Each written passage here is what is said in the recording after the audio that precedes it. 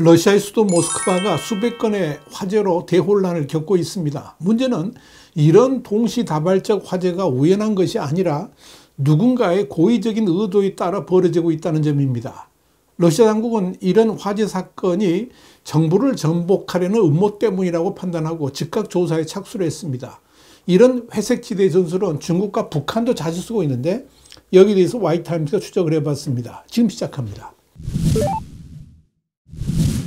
영국의 시사주간지인 이코노미스트는 현지 시간으로 12일 모스크바 시내에서 동시다발적인 화재 사건이 잇따라 일어나고 있다면서 이런 사건이 지난 2022년 러시아가 우크라이나를 침공한 이후부터 발생하기 시작해서 최근 들어 급증하고 있다는 점에서 이 사건의 배후에 우크라이나가 있을 것으로 보고 수사하고 있다 그러면서 초기에는 신병 모집 사무소나 경찰서가 표적이 되었지만 지금은 ATM 같은 현금 지급 단말기 등 다양한 표적들이 불에 타고 있다 이렇게 보도했습니다.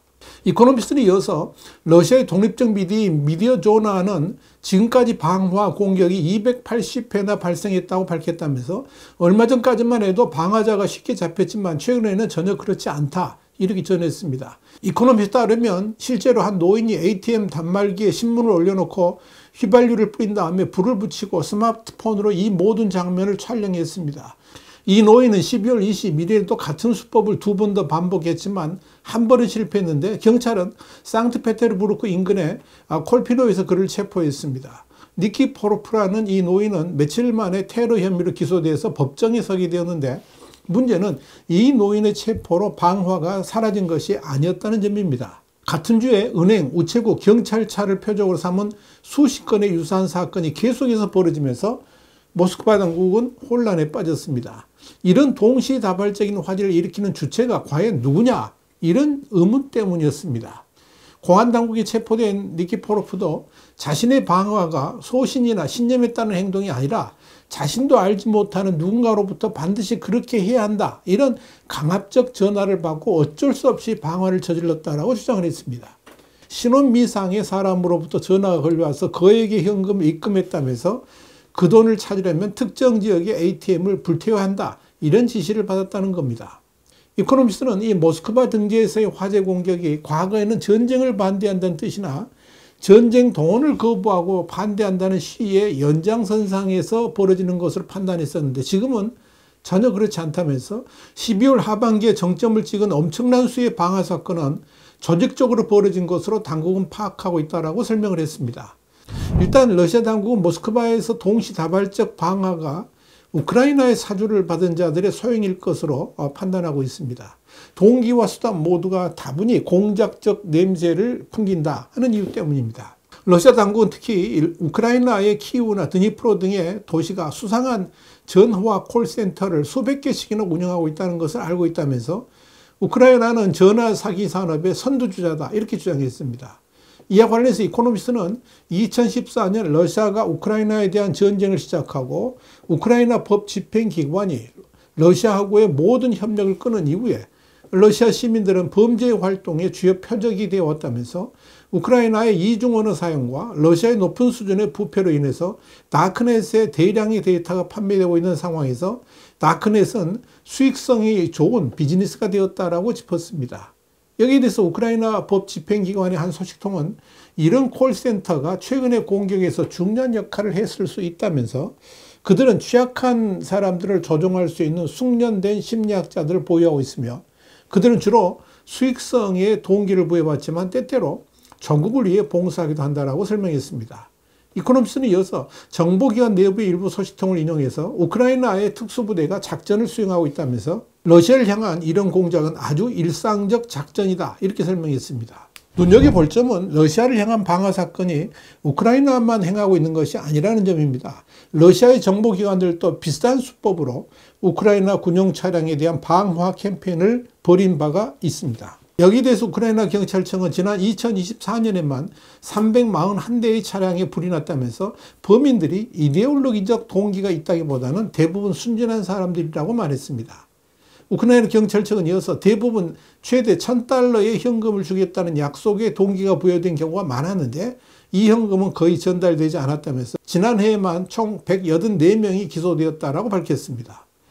모스크바에 대한 방화 사건이 끊이지 않자 러시아 당국은 즉각 대응에 나섰습니다. 위기의식을 느낀 크렘린궁은 곧바로 유튜브를 차단했고 러시아 선전물이 아닌 다른 소스들에 대한 방화벽을 세우고 차단했으며 심지어 인터넷 전화까지 전면 차단하기 이르렀습니다. 물론 그렇게 한다고 해서 모스크바에 잇따른 화재 사건이 잠잠해질지는 두고 봐야 하겠지만 일단 모스크바로서는 철저한 예방 대책을 세우고 있다, 이렇게 봐야 할 것입니다. 사실 모스크바 전역에서의 동시다발적 화재 사건은 전형적인 회색지대 전략 혹은 하이브리드 전술이라고 할 수가 있습니다.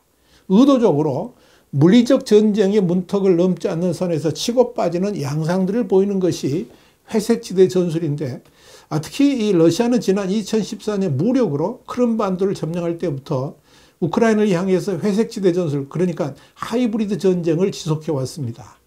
전쟁 발발 전인 2022년 1월에는 두려워하고 최악의 상황을 맞이하라, 이런 문구를 우크라이나 정부와 기관 등 70개 홈페이지를 해킹해서 올리면서 우크라이나의 공포를 조장하고 사이버 심리전을 전개했습니다. 또 전면 침공 전에는 우크라이나 공공정부기관망과 유성, 광역통신망, 금융망 등을 무력화시켰고 전략과 원자력 시스템을 공개했고 또 우크라이나 군사지휘 통제 등을 교란시켰습니다. 이런 일로 인해서 러시아발 하이브리드 공격의 심각성을 인지한 유럽연합과 미국 그리고 나토의 주도로 우크라이나의 사이버 방어를 지원하기 위해 사이버 신속 대응팀이 활성화되기도 했습니다. 러시아의 침공 이후에 어나니머스 등 자발적인 해커 집단이 주도해서 러시아 보안, 은행 및 미디어 시스템을 교란하는 반격 작전이 벌어지기도 했습니다. 러시아는 최근 들어서 이 우크라이나에 대한 유럽 국가들의 지원을 방해하기 위한 회색지대 전술을 본격화하고 있습니다. 영국이나 독일 등의 국가들을 향해서 대담한 방화 사건을 일으키는 것이 대표적입니다. 현지 시간으로 지난 4일에는 뉴욕타임스가 유럽과 미국을 겨냥한 러시아의 회색지대 공격이 더 대담해지고 있다면서 러시아의 하이브리드 전술을 소개를 했습니다.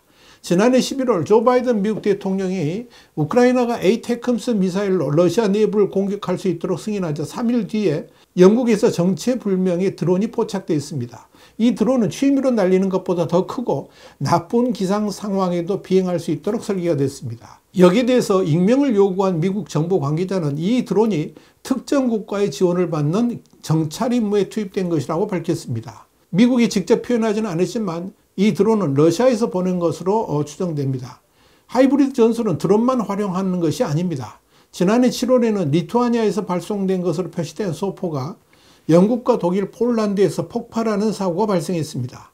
서방 국가와 폴란드 당국은 러시아 군사정보기관, 그러니까 정찰청국이 캐나다와 미국으로 향하는 화물기에 폭발물을 심기 위한 사전 준비 작업인 것으로 분석을 했습니다. 그러나 러시아는 이 의혹을 부인하고 있습니다. 유명 인사에 대한 암살 시도나 방화 등도 하이브리드 전술에 포함됩니다. 지난해 7월 미국과 나토 정보기관은 우크라이나에 수백만 달러의 무기를 판매한 독일의 방산기업 라인메탈의 최고 경영자 아르민 파페르거를 암살하는 시도를 적발했습니다. 6월에는 프랑스 파리에서 사제폭탄을 제조하려던 러시아 우크라이나 이중 국적자가 검거됐습니다. 이런 러시아의 하이브리드 전술에 대해서 제임스 아파투라이 나토 부사무차장보는 러시아가 전반적으로 하이브리드 전술을 우려할 수준까지 강화하고 있다고 평가했습니다. 최근 들어서는 유럽 지역에서의 해저 케이블 절단 사건으로 나타나기도 했습니다. 그 배후에는 러시아와 중국이 있다는 것이 정설입니다. 특히 발트해 케이블 절단은 러시아가 서방의 우크라이나 지원을 막기 위해서 벌인 공작이라고 보는 시각이 우세합니다. 러시아가 원유 밀수철에 동원하는 그림자 선단을 동원해서 통신 케이블만이 아니라 전력 케이블이나 가스관 등의 사보타주에 나선다는 의심도 큽니다. 이런 하이브리드 전술을 최근 들어 중국과 북한도 크게 강화하고 있습니다. 문제는 이런 하이브리드 전술이 자주 일어나게 되면 대응 역량이 약화되거나 경각심이 느슨해지는 결과를 가져올 수가 있다는 점입니다. 북한의 어물풍선도 바로 이런 경우에 해당됩니다. 그렇게 관심이 낮아지고 이로 인한 피로감이 커질 때 진짜 공격은 시작된다는 점을 기억해야만 합니다. 우리가 북한을 비롯해서 러시아, 중국 등 회색지대 전술, 곧 하이브리드 공격에 지속적으로 민감해야 하는 이유가 바로 여기에 있습니다. 와이탄트 국제정세 분석의 추국이었습니다. 감사합니다.